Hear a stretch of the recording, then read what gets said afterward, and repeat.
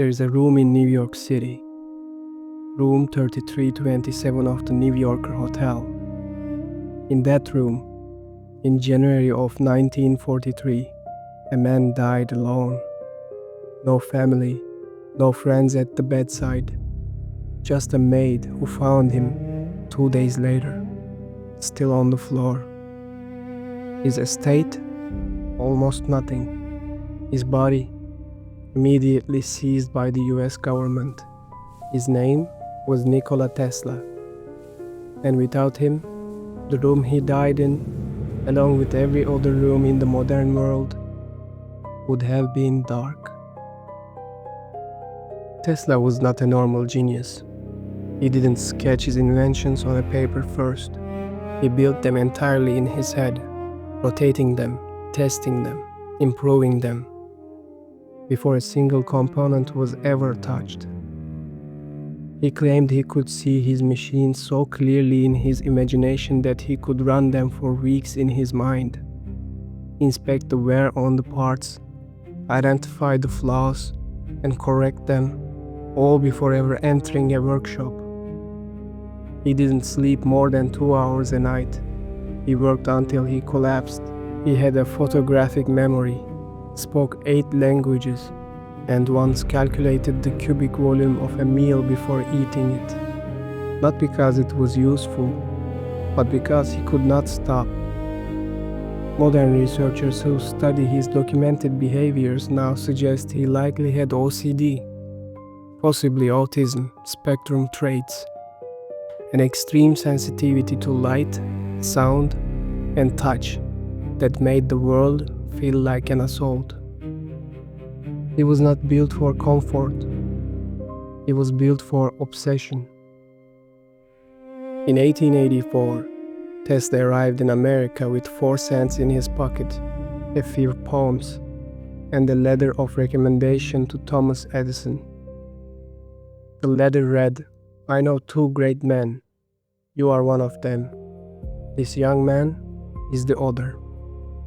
Edison was already famous. His direct current system, DC, powered the first electric grids in New York. He was wealthy, celebrated, and guarded his empire like a general defends a city. Tesla, who had spent years working on alternating current, AC, believed there was a better way, a system that could transmit power not just across a city block, but across an entire continent. Edison hired him. For almost a year, Tesla worked 18 hours a day solving problems Edison's engineers couldn't crack. He redesigned Edison's entire motor system, made it dramatically more efficient, and saved Edison's company a fortune. At the end of it, Edison offered him a bonus of $50,000. Then he laughed and told Tesla it was a joke, that he didn't understand American humor. Tesla quietly took his coat and walked out. He never worked for Edison again. What followed was not a scientific debate. It was a war. Edison understood that if AC current succeeded, his entire DC empire, the generators, the stations, the patents, the infrastructure worth millions, would become obsolete overnight. So he didn't argue. He attacked. He organized public demonstrations in which he electrocuted animals, cats, dogs, cows, and eventually an elephant named Topsy, using Tesla's alternating current, just to make crowd associated with death. He lobbied politicians, he spread disinformation, he campaigned to have AC current used in the electric chair so that its name would forever be linked to execution. He called it being Westinghoused, using his competitor's name, George Westinghouse, who had partnered with Tesla, as a synonym for being killed. History calls it the War of Currents. It was, in truth, a smear campaign financed by a man who had money, influence, and no moral hesitations about using either. Tesla and Westinghouse won, In 1893, alternating current powered the entire world's Columbian Exposition in Chicago, a spectacle that stunned the world with its light. Over 27 million people attended. 2 years later, Tesla's AC generators at Niagara Falls began transmitting electricity across the northeastern United States. It was the largest electrical project the world had ever seen, a model that all modern grids are built on. Edison's DC system was retired. Tesla had changed civilization. And then, as if the universe were balancing a ledger, everything began to fall apart. Tesla's next vision was the most ambitious of his life. He called it Wardenclyffe Tower, a massive structure on Long Island designed to transmit not just communication signals, but free, wireless electrical power to anywhere on Earth. No wires, no infrastructure, no cost to the end user, energy as a public utility, as free as sunlight.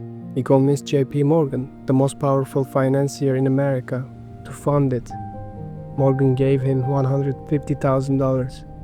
But when Morgan realized what Tesla was truly building, a system that could not be metered, that could not be charged per kilowatt, he withdrew, not because it wouldn't work, but because there was no way to profit from it.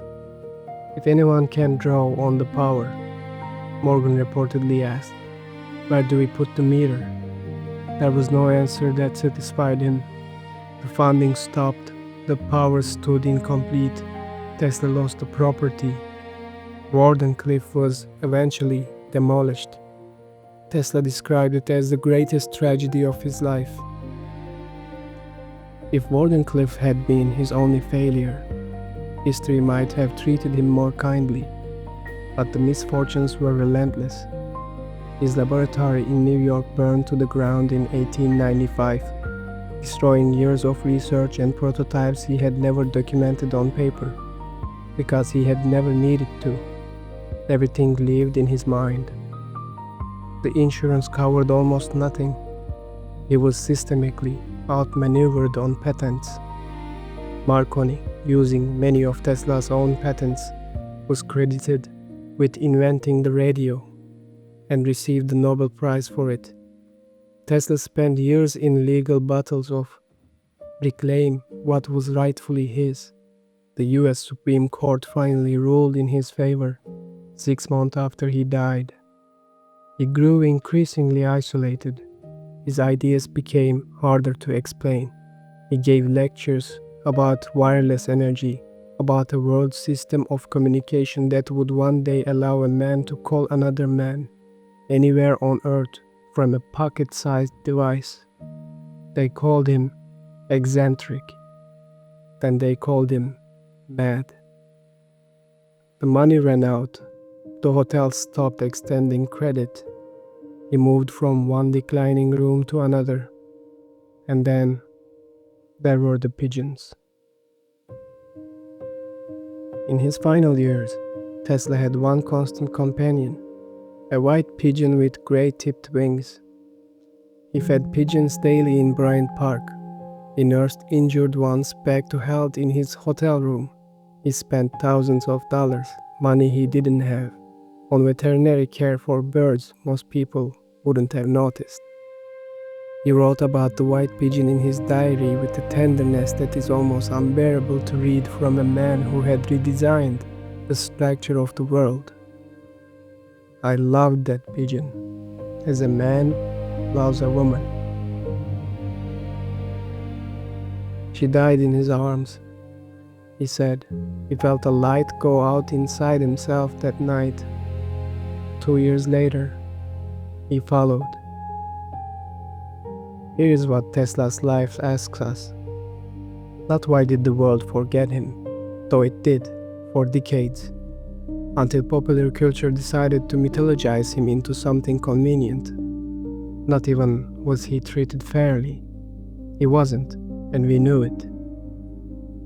The question Tesla's life asks is this: What is the cost of being entirely dedicated to something the world is not yet ready for?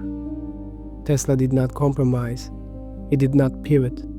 He did not commercialize himself into a form that capital could comfortably hold. When Westinghouse once offered to renegotiate their royalty contract to save his struggling company, Tesla tore up the contract entirely, giving up millions that could have been his, because he believed in Westinghouse and didn't want the work to stop. He was not a victim of betrayal alone. He was a victim of his own inability to survive the gap between vision and reality. Edison was, in many ways, the opposite. Edison was not primarily an inventor. He was a system builder, a businessman of genius who understood that an idea without commercial infrastructure is just a beautiful thought. He believed more than Tesla publicly, but he adapted, he iterated, he survived. Tesla could not do that, because Tesla was not trying to build a business. He was trying to build a world. Near the end of his life, Tesla wrote something down, not in anger, not in bitterness, in the tone of a man who had done the arithmetic of his own existence and arrived at a final number. My contribution to the human race has brought me nothing but grief and trouble. He may have been thinking of his mother, Nikola Tesla, a woman who could not read, yet had memorized thousands of poems by heart, who built her own small mechanical tools by hand in Serbian village, who Tesla believed was the true origin of everything he carried inside him. He once said that whatever he had achieved, the credit belonged to her. When she was dying, he abandoned everything in New York and traveled back to Smiljan. It was too late, but he wrote that on the night she died, lying in a bed in another city, he heard her voice, clearly, as if she were in the room.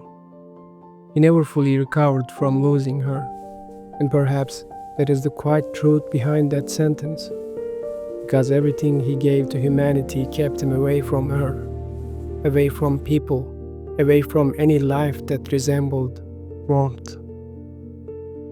He gave the world its light, and in return, a small hotel room, a handful of pigeons, and his name on someone else's trophy. When you turn on a light switch today, in your home, in your office, in the hospital that saves lives, in the city that never sleeps, you are completing a circuit that Nikola Tesla drew in his mind over a century ago. He didn't ask for credit, he barely asked for money. He asked only to be allowed to keep building. And in the end, no one let him. Room 3327 of the New Yorker Hotel. An unnamed bed, a few papers, a dead pigeon in the drawer of the nightstand, wrapped in a cloth. That is how the man who lit the world left it. In darkness.